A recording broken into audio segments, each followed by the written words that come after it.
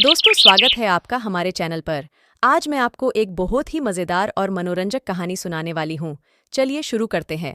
एक बार एक पंडित जी एक सेठ जी के घर पर हवन करवाने जाते हैं। वहां पर हवन हो जाने के बाद दक्षिणा में सेठ जी उन्हें थोड़ा सामान, नगद रुपये और एक बकरी का बच्चा देते हैं। पंडित जी दक्षिणा से मिला हुआ सारा सामान और वह बकरी का बच्चा लेकर वहां से अपने गांव लौट जाते हैं। रास्ते में उन्हें 3 बदमाश देख लेते हैं। वे सोचते हैं कि हम इस भोले भाले पंडित को पहले मूर्ख बनाएंगे, फिर इसका सारा सामान और बकरी का बच्चा दोनों लूट लेंगे। यही सोचकर वह तीनों मिलकर एक षड्यंत्र बनाते हैं और एक एक करके पंडित जी के पास जाते हैं। सबसे पहले एक बदमाश जाकर पंडित जी को राम राम करता है और कहता है, इस गधे को गोद में लेकर क्यों जा रहे हो? पंडित जी कहते हैं, ये गधा नहीं, बकरी का बच्चा है। बदमाश कहता है, अरे क्या पंडित जी, आप पंडित होकर झूठ बोलते हो, यह गधा ही है, साफ तो दिख रहा है। अब तो पंडित जी को उस पर बहुत गुस्सा आता है। वे उसे डांट कर भगा देते हैं। दूसरा बदमाश भी जाकर यही कहता है, पंडित जी राम राम, आप इस बछड़े को लेकर कहाँ जा रहे हो? पंडित जी तो पहले ही गुस्से में होते हैं। वह बोलते हैं, देखिए, आप अपनी आंखों का इलाज करवाएं, आपकी आंखों में कुछ तकलीफ हुई है। ये बछड़ा नहीं है, बकरी का बच्चा है। पर वह बदमाश भी यही कहता है कि आप पंडित होकर झूठ बोल रहे हो, यह बछड़ा है, मुझे साफ दिखाई दे रहा है। पंडित जी, मैंने आपसे बड़ा मूर्ख आज तक नहीं देखा। पंडित जी को बहुत गुस्सा आता है। वे उसे भी भगा देते हैं।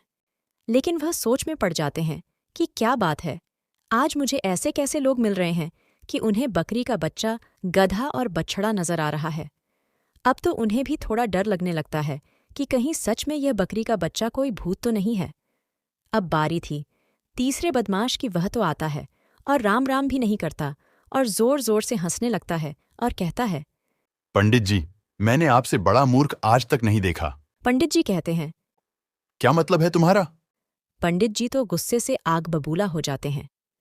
वे क्रोधित स्वर में ही पूछते हैं। वह कहता है, इस गधे को अपने सर पर उठाकर ले जा रहे हो?